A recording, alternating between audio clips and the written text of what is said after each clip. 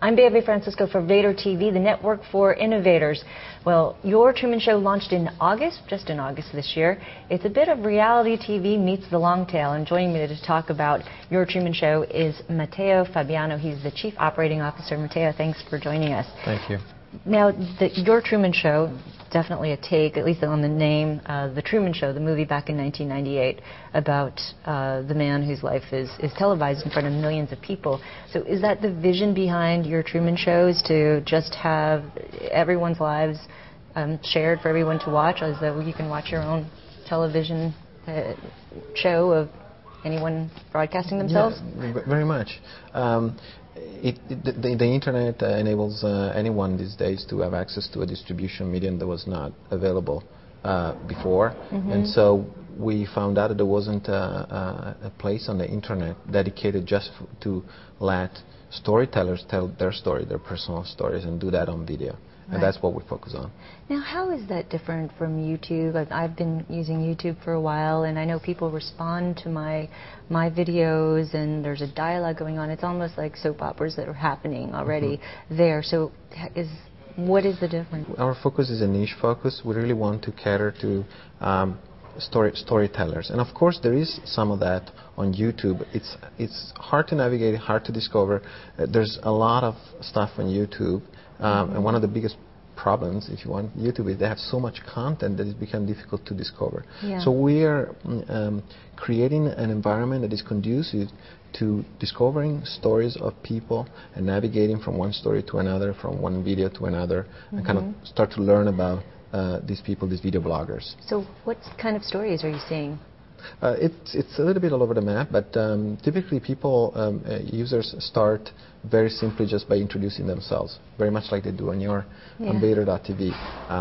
And it takes a little while to kind of become more comfortable with the camera and tell your story.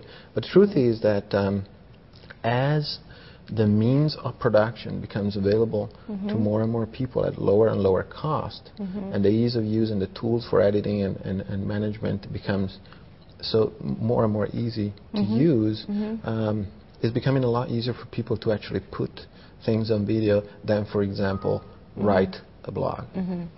So, I mean, you just launched in August, so you're fairly, I can't really ask you too much about adoption, but I'm sure, you know, it's the internet, so what are some of your metrics? I'm sure you're growing fairly fast. What we are looking at is certainly adoption in terms of viewership, but in this phase we really want to find out what are the things that really enable people to interact with the content.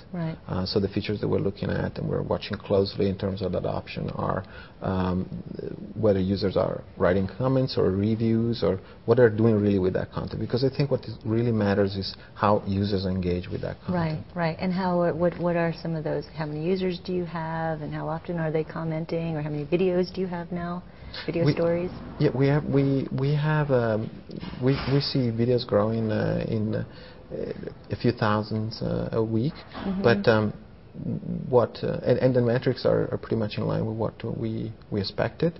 For us, it's very much a learning opportunity right now as we release a new set of feature and revamp our design, which we're doing. Yeah, you have a Facebook application that's coming out pretty soon. Give us a sneak peek. I know you showed it in demo, but you can show the Vader community and everyone else. Absolutely. I think this is a very important step. What we found out, as I said, one of the things that we learned is that users really like the ability to discover content by hopping from one story to another. So they essentially navigate our own network to discover content. So we thought about how we could make that experience portable and mesh it with the social networks that already exist. And so we focused on creating a widget that allows users to navigate from their social graph across networks, so on Facebook, of course, but also on MySpace and YouTube and soon other networks. And in doing so, discover content that those users have published, whether it's on YouTube, on our own site, or on Facebook or MySpace. And when you launch on Facebook, are you going to, do you have any strategy around that to make sure that you just get it out there to as many people?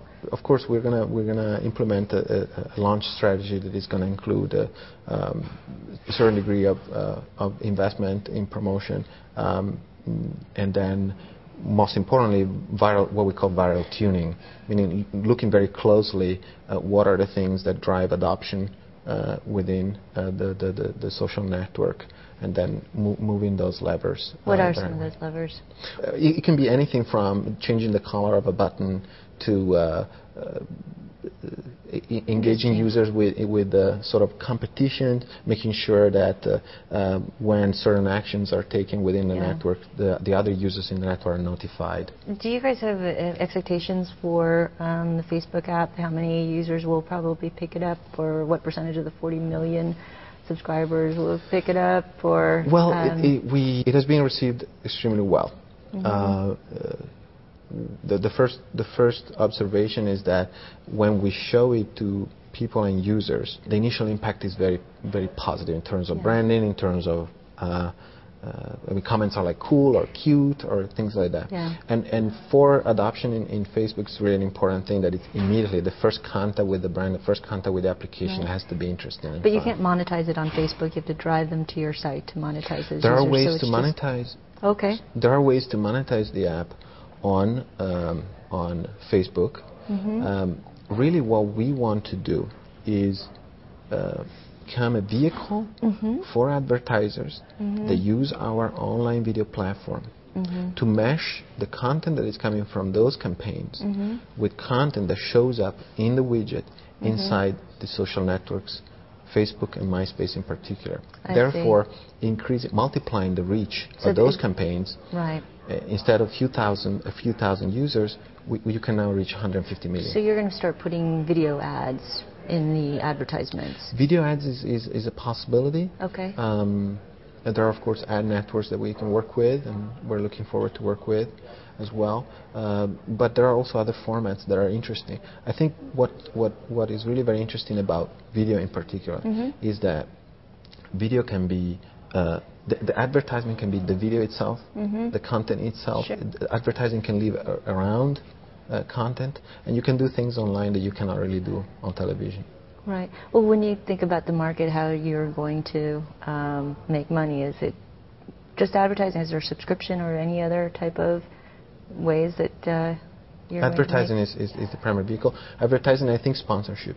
Sponsorships lend themselves very well for the type of user engagement that you get on social networks. In addition to that, we're working aggressively towards taking our concept of sort of reality TV online concept and turn it into a format that bridges the online world and traditional so-called media with a television show, a YourTruman Show television show. I think a YourTruman Show television show would be a good one. So you're talking to big media companies. That's what we're working towards. To get a YourTruman Show reality show up and running. So, okay. You two went from a lot of personal videos, and then they had really, the views really came from Saturday Night Live and all the other sort of copyrighted material. So do you have to do that? Do you have to get big stars on your site to really drive traffic? YouTube, used in that way, YouTube becomes a distribution vehicle and a promotional vehicle, really. Okay. And what we want to do, we do it the other way around. Okay. So use the online presence and the online network almost as a casting vehicle. Do you see yourself competing against Justin TV or Blog TV or Kite TV?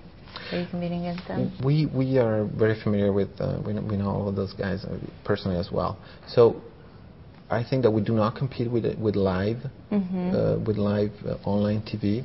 Okay. Rather, our service or our offer is complementary, if you want. Okay. And in terms of Kite, you mentioned Kite. Kite is a great tool. It's a great player to channel content through wherever social network or your own page and so forth. So to that effect, yes, our widget is in part, if you want, a competitor of Kite. But I think what we do, we offer really a discovery mechanism that works across social networks. Not just a channel for your content, but a discovery mechanism for content that is out there. Right, right. Because you do collect video not just from Your Truman Show, but from YouTube and everywhere, and maybe Vader content as well. You raised $1.4 million last question in December of '06. Are you looking to raise any more funds, or is that going to carry you for a while? We are starting now to prepare for a second round. For Series B? Well, this was a seed round, so it will be a Series A. Yeah. Okay, thanks very much, Matteo. Thank you. I've been speaking with Matteo Fabiano. He is the Chief Operating Officer of Your Truman Show. I'm Bambi Francisco.